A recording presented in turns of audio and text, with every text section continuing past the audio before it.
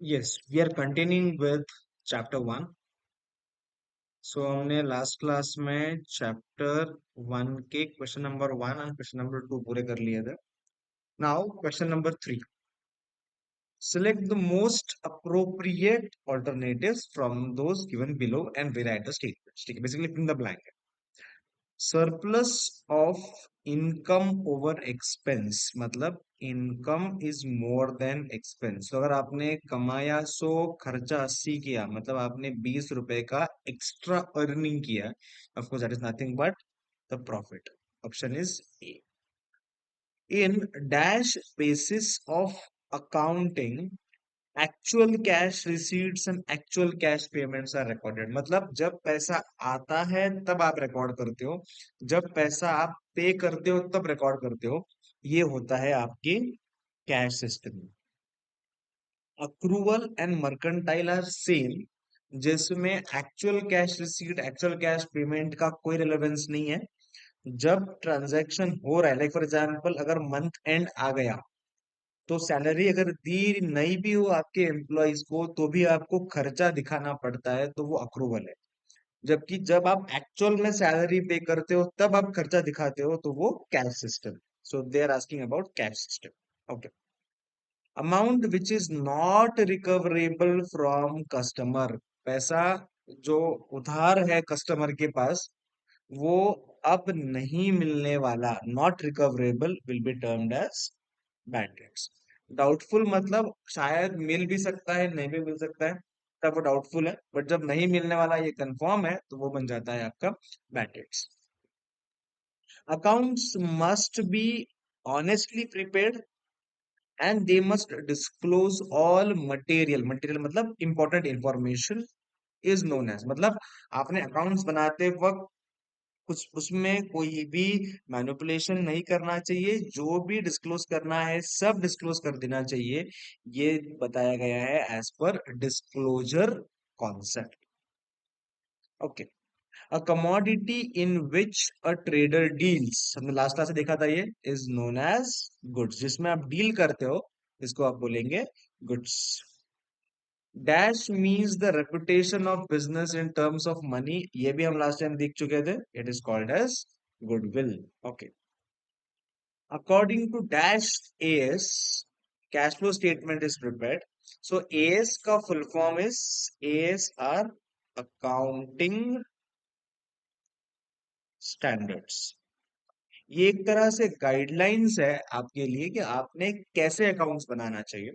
So AS1, AS2, AS3, AS1 talks about something, AS2 talks about something, AS3 talks about, ऐसा बड़ी list है.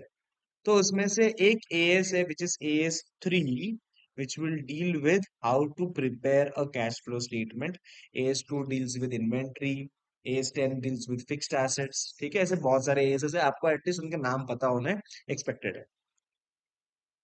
The immediate recognition of loss मतलब अगर कोई loss future में probable है तो उसको आज ही आपके अकाउंट्स में रिकॉर्ड कर लो. ये बताया गया है एज पर कंजर्वेटिज्म. सो कंजर्वेटिज्म प्रिंसिपल बोलता है कि अगर कोई प्रोबेबल लॉस है उसको आज ही अकाउंट्स में ले लीजिए. Brief explanation of an entry is called as. अच्छा, आप जब भी जर्नल एंट्री पास करते हो उसके नीचे आप लिखते हो ना being something, that is the explanation of an entry which is also called as narration. And the last one, act of exchange of things between two parties is called as transaction. जो आप exchange activity करते हो उसको हम transaction बोलते हैं. So I hope all these fill in the blanks are okay and understandable. अगर आपको कभी भी कुछ भी doubt लगे तो you put it in the comment box. I will try to answer it. Next question we have is, state whether the following are true or false with reasons. ठीक है. Bookkeeping and accounting are one and the same. So answer is, we can say basically false. The reason being accounting is uh, somewhat again a bigger concept as compared to bookkeeping. So bookkeeping में सिर्फ आपके आपके recording आ जाता है. आपको नजर preparation आ जाता है, बट उसके बाद का part is accounting. Accounting is a bit bigger as compared to bookkeeping. Bookkeeping comes under accounting. Conservatism means to follow safe side. True. Conservatism principle बोलता है कि अगर कोई प्रोबेबल लॉस फ्यूचर में होने वाला है उसको आज ही रिकॉर्ड कर दो, मतलब आप सेफ साइड खेल रहे हो, ताकि आप आपके इन्वेस्टर्स को, आप आपके स्टेक होल्डर्स को ये बता के रखते हो कि शायद हम जितना प्रॉफिट एक्सपेक्ट कर रहे हैं उतना प्रॉफिट नहीं आएगा, तो आप सेफ साइड खेलने की कोशिश कर रहे हो. The double entry system is based on dual aspect. The answer is true. Correct.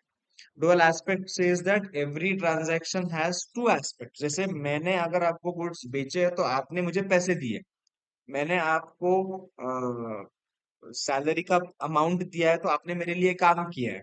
So there is a double dual aspect involve in every transaction, और उसी बेसिस पे हमारा डबल एंट्री सिस्टम बेस्ड है. Bank overdraft is an asset of the business. Answer is false. Bank overdraft का bank balance नहीं बोल रहे हो, बैंक ओवरड्राफ्ट बोल रहे हो. ओवरड्राफ्ट मतलब अगर आपने बैंक से कुछ पैसा उधार लेके रखा हुआ है, आपको शॉर्ट टर्म 2-3 दिन, एक हफ्ता, 2 हफ्ते के लिए पैसे की जरूरत है, आपके अकाउंट में बैलेंस नहीं है, आपने बैंक को बोला मुझे कुछ समय के लिए उधार दीजिए, such amount is called as bank overdraft. Basically ये तो देना है, और एसेट्स क्या है जिसके ऊपर आपका ओनरशिप है. बैंक ओवरड्राफ्ट ये आपका पैसा नहीं है, बैंक का पैसा, इसको वापस देना पड़ेगा. This is a liability of the business. Solvent person is a person whose assets are more than his liabilities. True. हमने देखा था जो उसके सारे लाइबिलिटीज उसके एसेट से दे सकता है. अगर 100 रुपया देना है, मेरे पास 120 रुपया है, तो मैं सब कुछ दे सकता हूँ. ऐसे पर्सन को हम बोलेंगे सॉल्वेंट. जबकि अगर देना 100 रुपया है और जेब में 80 रुपए है, तो हाउ विल यू पे, आप पे नहीं कर पाओगे, तब आप सॉल्वेंट की जगह पे बन जाओगे insolvent. Cash discount does not appear in the books. False. Cash discount ही अपीयर होता है. Trade discount, this discount does not appear. ये तो ट्रांजैक्शन का ही पार्ट है. सो कैश डिस्काउंट तो आएगा, ट्रेड डिस्काउंट आपके बुक्स में नहीं शो होता है. A transaction is concerned with money or money's worth. True.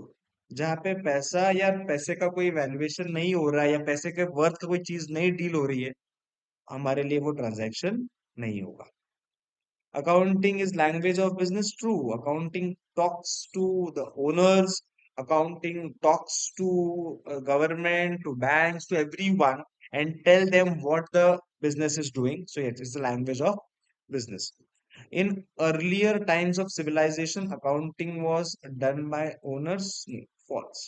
पहले मुनीम जी हुआ करते थे, so they used to do the accounting. Owners never did accounting. Bookkeeping is useful to find out all tax liabilities. Answer is true. अगर आप recording of transactions करोगे तो आपको कितना टैक्स पेएबल है ये आप कंप्यूट कर सकते हैं. Okay. Now we have two more questions. Do you agree or disagree with the following statements? Okay, let us see. Yeah, accounting is useful only to owner. We are not agreeing to this statement. It is useful to owner, but along with it, it is useful to government, it is useful to banks, it is useful to employees, it is useful to customers. बहुत सारे लोग को useful है. Bookkeeping is an art and science. So yes, we agree to it. कि आपको record करते वक्त of course recording के लिए भी स्किल्स है, आपको अकाउंटिंग स्टैंडर्ड्स यूज करने हैं. तो कौन सा स्टैंडर्ड कब कैसे अप्लाई करना, ये आर्ट है, and of course it is based on some rules, तो वो साइंस भी है. Bills payable is an asset of the business. Disagree. Bills payable, नाम में ही पेएबल है, तो मतलब ये तो देना हो गया ना, so it's a liability, not a asset. Bills receivable होता तो yes it's an asset. In bookkeeping and accountancy, only non-monetary transactions are recorded. Disagree. ये तो पूरा उल्टा बोल रहा है. हम लोग तो सिर्फ और सिर्फ मॉनेटरी रिकॉर्ड करते हैं. Non monetary does not come into accounts. Assets which give long term benefits are called fixed assets. Yes, जो आपके फर्नीचर है, कार, मशीनरी, ये आपके बिजनेस में लंबे समय तक रहेंगे, such assets are called as fixed assets. और आपको याद होगा, कुछ एसेट्स होते हैं जो आप कुछ शॉर्ट स्पैन के लिए रखते हो, 2 महीना, 3 महीना, 6 महीना, लाइक स्टॉक हो गया, कस्टमर से पैसा हो गया, such assets are called as current assets. और जो लॉन्ग टर्म बेनिफिट देते हैं, those are called as fixed assets. And the last question from chapter number 1 is, complete the following sentences. Revenue which is arising as a result of business transactions is known as sales. आप जो business transaction से पैसा earn कर रहे हो, it is called as sales. Excess of GP over operating profit. GP is gross profit. जो आपने अगर 100 रुपए का माल परचेज किया, उसको 120 में बेच दिया, तो 20 का ग्रॉस प्रॉफिट। ये टेक होम मनी नहीं है, बिकॉज अब तक आपने लाइट बिल नहीं पे किया है, अब तक आपने इलेक्ट्रिसिटी पे नहीं किया है, आपने स्टेशनरी पे नहीं किया है, आपने पेट्रोल चार्जेस पे नहीं किया है, आपने बहुत कुछ नहीं पे किया। तो 20 में से ये सारे खर्चे जाएंगे, और जो उसके बाद बच जाएगा, excess of GP after paying all this expenses, is this is termed as net profit. And expenditure which is basically revenue in nature, but benefit of which is not exhausted within 1 year, is called as deferred revenue expenditure. Generally revenue expenditure का benefit 1 साल में खत्म हो जाना चाहिए, but अगर आपने advertisement का खर्चा 3 साल के लिए पे कर दिया, तो उसका बेनिफिट खत्म नहीं होगा, उसका बेनिफिट 3 साल बाद खत्म होगा। Such expenses are called as deferred revenue. The amount deducted by the seller from the list price is another name for catalog price, and जो अमाउंट उसमें से डिडक्ट होती है, उसको हम बोलते हैं trade discount. A person to whom business owes money, a person जिसको बिजनेस ने पैसा देना बाकी है, a person to whom business owes money is called as a creditor. जिसको पैसा देना बचा हुआ है, उसको हम बोलते हैं क्रेडिटर।